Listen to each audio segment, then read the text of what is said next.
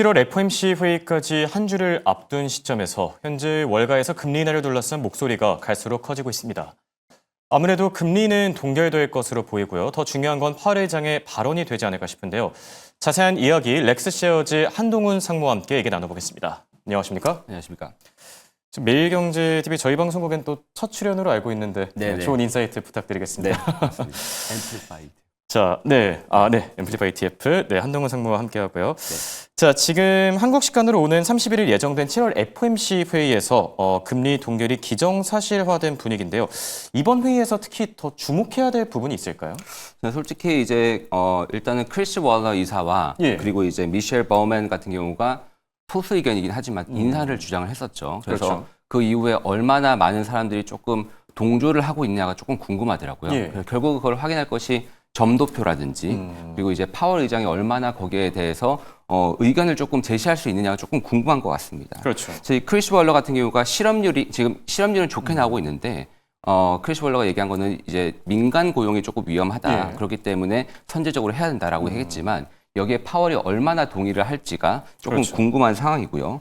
또한 약간 애매한 거는 물가 지표가 예상치보다는 또 좋게 나오고 있다 보니까 다만 이제 절대 레벨로는 또 높게 올라가고 있다 보니까 이것에 대해서 파월 입장에서는 조금 고민이 될 것 같습니다. 네, 그래서 파월 의장이 얼마나 이제 의견을 조금 이렇게 약간 더비시하게 바꿨는지 그리고 이제 19명의 그 점도표가 조금 어떻게 변했는지 이게 좀 궁금한 것 같습니다. 네. 그렇다면 이번 회의에서 9월 금리 인하에 대한 코멘트가 나올 수 있을까요?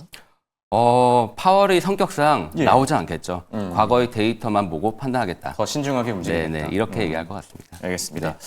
자, 9월 금리 인하에 대한 시장의 기대감, 최근 들어서는 조금 약화된 모습이긴 한데 그래도 9월 금리 인하 가능성 여전히 열려 있다고 보십니까? 네, 저는 열려 있다고 생각하는데 안 돼도 상관없다고 생각합니다. 안 돼도 상관없나요? 안 돼도 상관없죠. 그렇죠? 왜냐면은 파월은 이미 과거의 데이터로 저희가 금리 인하를 하겠습니다라고 얘기를 했는데 이거에 대해서 지금 이제 트럼프 입장, 그러니까 행정부랑 이제 공화당 입장에서는 아니 과거의 데이터를 갖고 할 거면은 이미 내렸어야 되는 거 아니야? 라는 그렇죠. 입장입니다. 그러니까 왜냐하면은 뭐 영국 같은 경우 다른 나라도 항상 언급하잖아요. 영국 같은 경우는 이미 인플레이션이 3%임에도 불구하고 몇 번 내렸고 유럽도 몇 번 내렸고 그리고 이제 미국의 그 CPI 지수 같은 경우가 계속 예상치보다 좋게 나오다 보니까 빨리 내렸어야 된다라는 입장이었고 파월 입장에서는 아직까지 금리 관세 영향 때문에 조금 모르겠다는 거죠. 그렇죠. 근데 그때부터 이미 9월에 금리 인하 가능성이 있었어요. 근데 좀 말이 안 되는 것이 8월 정도 돼야지 이제 관세가 어느 정도 협상이 되고 그때부터 효과를 알 수 있을 것인데 8월에 금리 관세 협상이 되고 나면은 그 불확실성을 확인하려면은 몇 개월이 더 걸리잖아요. 그럼 그 말은 결국은 올해가 넘어갈 수 있다는 얘기인데 그 말은 있겠네요. 근데 그런 얘기인데 이미 약간 논리가 통하지 않는 시향인 것 같습니다. 그래서 파월도 결국은 행정부 입장에서도 결국은 어떻게 될지 모르겠지만 파월이 과거에 금리를 올릴 때 빅점프를 하고 이제 그 자이언트 스텝을 할 때 그때 이미 늦었다는 평가가 있었기 때문에 약간 이제 그 정치적인 압박이 있지 않을까. 결국은 이제 금리 결정도 정치적인 이슈가 돼버린 것 같습니다. 그래서 9월 달에 금리가 인하가 되지 않아서 만약 된다면은 시나리오대로 가는 것이고 금리가 이제 인하를 안 하더라도 약간 시장이 빠질 수 있겠지만 결국은 올해 안에 금리를 한 번쯤은 내릴 수 있어야 되는 환경이지 않을까라고 생각합니다. 네. 자, 이렇게 지금 논란이 계속되는 이유가 지금 미국 경제가 생각보다 또 건전하기 때문에 그런 게 아닌가 생각이 들기도 하거든요. 최근 발표됐던 뭐 CPI, 뭐 PPI, 뭐 물가 생각보다 괜찮고 또 소매 판매 같은 경우에도 반등을 했잖아요. 하반기 미국 경기는 어떻게 전망하십니까? 하반기 미국 경기가 나쁘지 않을 거라 생각합니다. 그래서 방금 말씀드렸듯이 관세 영향이 분명히 영향을 미칠 수 있겠지만 결국은 이제 관세, 이제 감세까지 했고 그 이제 디레귤레이션까지 합해서 결국은 이제 미국이 나아가야 되는 길인데 이 부분이 어쨌든 우여곡절 끝에 어쨌든 가고 있는 것 같아요. 그래서 이제 이것을 가장 잘 확인하는 길은 결국 2분기 기업 실적이라고 생각합니다. 그래서 이번에 기업 실적을 보면서 어떤지를 좀 판단할 수 있고 다만 이 기업들이 향후에 포워드 가이던스를 할 때는 조금 어려울 수 있겠죠. 아마 대부분이 관세 때문에 좀 확신을 할 수 없겠다라고 하겠지만 일단 저희가 눈으로 확인하고 싶은 거는 2분기 실적에서 실제로 좀 견조했느냐, 어떤 영향이 있었느냐 그게 조금 궁금하긴 합니다. 그런데 일각에서는 이런 얘기들이 있어요. 지금 관세 영향, 여파가 이제 하반기에 본격적으로 드러나기 시작하면은 경제가 뭐 생각보다 흔들릴 수 있지 않겠냐 이런 의견에 대해서는 어떻게 보고 계시죠? 네, 아까도 약간 말씀드렸는데 관세는 당연히 영향이 커질 겁니다. 예. 8월 1일이 되면은 관세율 자체가 이미 확 높아지죠. 그래서 저희가 일단은 미국 같은 경우가 지금까지 세금으로 거둔 것이 꽤 높다고 하죠. 예. 그러니까 113 빌리언 달러 이렇게 되는데 결국은 이것이 이제 관세 때문에 물가에 영향을 미칠 수 있습니다. 그래서 그것이 있지만 저희가 또 주목해야 될 것은 이제 OBBBA 법안 같은 경우가 결국은 통과가 돼서 이것이 실제 소득의 더 영향을 미치고 거기다가 디레귤레이션이라는 것까지 합쳐져서 결국 이게 하나의 뭉뚱거려서 봐야 되지 않을까 싶습니다. 예. 관세 영향은 미치겠지만 관세가 경제에 미친 영향은 다른 OBBB라든지 디레귤레이션이라든지 이런 것들과 합쳐져서 봤을 때 생각보다 나쁘지 않다라고 생각이 들더라고요. 또 한 가지 약간 그 애달점은 지금 예. 현재 미국 시장의 MMF 시장이 예. 7 트릴리언이라고 했습니다. 머니마켓 펀드 쪽이요. 7조 달러가 있는데 이거는 이제 GDP의 거의 뭐 한 4분의 1 정도로 엄청나게 많은 상당하네요. 자금이 있습니다. 그래서 이게 금리가 올리기 전에 22년도에 5조 달러가 예. 있었어요. 그 말은 결국은 2조 달러의 내부에서 약간 움직일 수 있는 그게 있다 보니까 결국은 하반기에 금리가 인하가 되면은 유동성 장세가 또 벌릴 수 있지 않을까라는 생각도 해봅니다. 네. 부디 그랬으면 좋겠네요. I hope so입니다. 네. 자, 그리고 지금 트럼프 대통령과 파월 연일이 서로 계속 발언들을 뭐 주고받고 하고 있습니다. 트럼프 대통령은 뭐 멍청이, 얼간이 뭐 이런 표현들도 쓰고 있고. 그런데 이 해임과 관련해서는 뭐 해임을 하겠다라고 했다가 또 아니다, 해임까지는 할 생각이 없다. 입장을 번복하는 모습인데 왜 그렇습니까? 트럼프는 엄청 해임하고 싶어 하죠. 근데 이제 이거를 이제 어쨌든 이제 그 임기가 보장돼 있는 인사다 예. 보니까 쉽지 않은 것 같고 다만 이제 트럼프 입장에서는 파월이 흔들기라고 보면 될 것 같습니다. 결국은 파월이 내년에 상반기 돼야지 이제 그렇죠. 해임이 될 건데 이미 이제 하반기에서 약간 풀고 있잖아요. 하반기에 누가 될 것이냐. 예. 근데 거기에 대한 사람들 보면은 뭐 스캇 베셋, 뭐 그리고 케빈 헤셋이라든지 예. 아까 말씀했던 연준이사 월러도 2명이라든지 있고요. 네, 예. 그 두 분들 보면은 전부 다 금리 인하를 강하게 주장하고 있는 분이시거든요. 결국 이제 이 파월 의장이 약간 그 발언을 할 때 그것을 예. 조금 약하게 만든 효과. 결국은 차기 연준 의장에 대한 그런 기대가 커지다 보니까 이분들이 발언할 때 조금 더 커진 효과를 좀 기대할 수 있지 않을까. 그리고 또 한 가지는 이제 최근에 연준의 그 빌딩 리노베이션 때문에 또 이슈가 있죠. 그래서 그것들 때문에 한마디로 파월의 발언을 약화시키기 위한 조치였다라고 생각합니다. 네. 자, 7월 FOMC 회의 프리뷰 내용으로는 뭐 이 정도가 좋을 것 같고요. 자, 이번엔 투자 전략 쪽으로 한번 넘어가 볼게요. 최근에 뭐 AI 기술주들이 시장을 주도하고 있는데 월가도 그렇고 IB들도 그렇고 지금 AI 버블이 생각보다 많이 커지고 있다 이런 경고음도 같이 나오고 있거든요. 네. AI 버블론에 대해서는 어떻게 생각하시죠?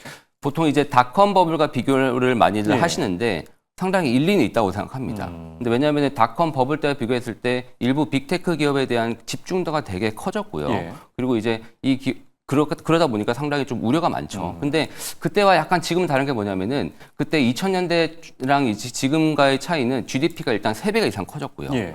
그러다 보니까 결국은 증시 시장은 그거보다 훨씬 더 커졌죠. 그렇죠. 그리고 이제 그때 그렇기 때문에 그때 닷컴 버블 때는 GDP 대비 주식 시장의 비율이 예. 한 150%였는데 지금 한 200%가 넘습니다. 한마디로 주식 시장이 조금 많이 올라가긴 했죠. 그렇죠. 근데 그런 가운데 이제 저희가 생각할 때 월드닷컴이 망했잖아요. 그때 예. 가장 유명한 그 닷컴 버블 때문에. 예. 근데 그 닷컴 버블 월드닷컴 망했을 때 한국 사람 중에 힘들어하는 사람 없었잖아요. 그 말은 결국은 뭐냐면은 지금 엔비디아 같은 경우는 지금 망하면 모든 회사가 난리 나죠. 저도 힘들어집니다. 예, 그렇죠. 모든 우리나라 사람들은 모든 사람들이 힘들어지는데 그 말은 결국 뭐냐면은 주식시장이 그만큼 미국 시장으로만 옛날에 미국이 좀 네. 중심이었다면 기관 투자 중심이었다면 지금은 글로벌의 많은 자금들이 미국으로 쏠렸다는 거죠. 그렇기 때문에 실제로 닷컴 버블과 비교했을 때 많이 자금이 집중이 됐던 건 사실입니다. 그런데 결국은 닷컴 버블이 그 아픔을 겪지 않으려면은 AI가 실제로 비용 감소 또는 이제 매출 증가 등의 약간 실제로 기업의 예. 효과를 보여줘야 되거든요.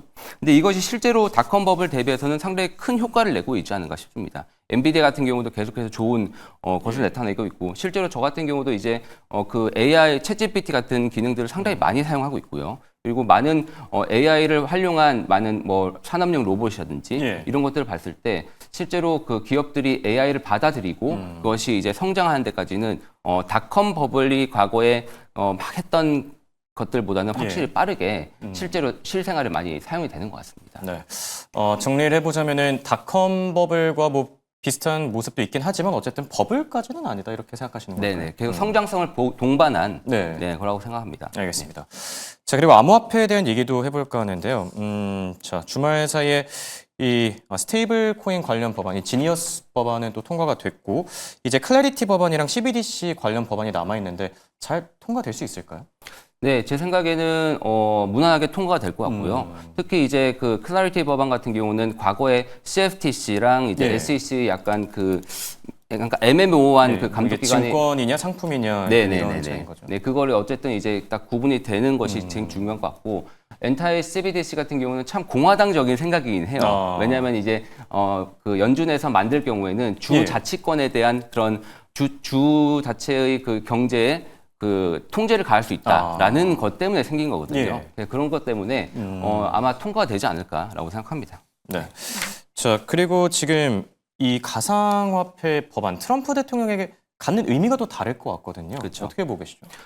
트럼프 대통령이 올해 행정부를 꾸렸을 때 정말 트럼프 직속으로 만든 그 네. 차르라는 직종이 한 그렇죠. 두 개 있었어요. 첫 번째가 이제 보럴 차르라고 해서 국경 차르였었죠. 탐 허먼이라고 하는 그분이 한 분 있었고 또 한 분이 이제 데이비드 삭스라고 하는 예. AI 크립토 차르입니다. 그 말은 결국은 이 차르를 임명했다는 것은 이제 상원에 그런 어프로벌도 필요가 없는 상태였거든요. 그 말은 결국은 가장 미국에서 급한 거다. 가장 미국에서 급하게 해결해야 되는 그러한 이슈였다는 거죠. 그런 것을 봤을 때 보럴 차르 같은 경우는 지금 해결이 되고 있고 그리고 AI와 크립토 차르를 봤을 때 미국이 결국 향후에 먹어야 될 먹거리라고 하는 거죠. 크립토 전략 산업으로 보고 있기 때문에 이 부분이 이제 트럼프의 행정부에 있어서는 상당히 중요한 그 성공의 행보이지 않을까 싶습니다. 네.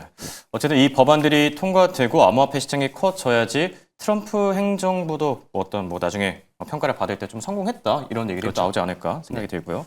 자, 그렇다면 투자 관점에서 지금 비트코인이 뭐 셀더 뉴스가 나오면서 차익 실현 매물이 조금 출회됐고 12만 달러 아래로 좀 떨어진 상태인데 지금 들어가는 게 괜찮을까요? 저는 항상 생각을 하지만 뭐 비트코인뿐만 아니라 뭐 관련주 얘기해 주셔도 괜찮고. 네네. 저는 항상 생각을 하지만 이 비트코인이라든지 이제 관련주가 과거에는 정말 이제 뜬금없는 약간 구름이었다면은 이제는 이제 트럼프 정부를 통해서 한마디로 조금 제도권에 들어왔고 그리고 이제 이것이 파산하기에는 예. 너무나 많은 사람들이 결국은 얽혀버리는 시간이지 않을까. 그리고 이제 이 가상자산이 과거에는 의미가 없었다면은 이제는 뭐 서클이라든지 이런 스테이블 코인 사업을 보면서 실제로 이제 미래를 그려갈 수 있는 핀테크로 정말 핀테크로 예. 전환하는 그런 단계인 것 같습니다. 그러다 보니까 당연히 이제 수혜주가 많겠죠. 수혜주가 있겠죠. 저희가 알고 있는 뭐 서클이라든지 그리고 이제 서클의 지분을 갖고 있는 코인베이스라든지 그리고 로빈후드라든지 이런 기업들도 분명히 있을 것이고 뭐 핀테크로서 이제 페이팔이라든지 이러한 약간 이제 그 페이먼트 업체들도 분명히 좋을 것이고요. 예. 다만 이제 중요한 것은 결국 여기서 이제 상당히 이제 개별 종목으로 접근하기 힘들다면은 ETF도 대안이 될 수 있겠죠. ETF 대안 중에서는 이제 가장 이제 기업들에 투자하는 ETF 중에서 가장 큰 ETF가 블럭이라고 하는 ETF가 그 크립토 관련된 기업에 투자하는 기업도 있고요. 결국은 이제 하반기에 뭐 제미니, bit고, 뭐 크라켄 같은 이제 예. 이런 기업들이 IPO도 예상이 돼 있다 보니까 이런 기업들을 생각해 보실 때 저희가 아직도 기회가 있지 않을까 생각합니다. 네. 그러니까 어쨌든 뭐 비트코인과 관련주들에 대한 이 장기적인 뷰 자체는 긍정적이다 이렇게 평가를 해주시는 걸까요? 네, 맞습니다. 알겠습니다. 자, 지금까지 도움 말씀의 앰플리파이 ETF 한동훈 상무와 함께했습니다. 감사합니다. 감사합니다.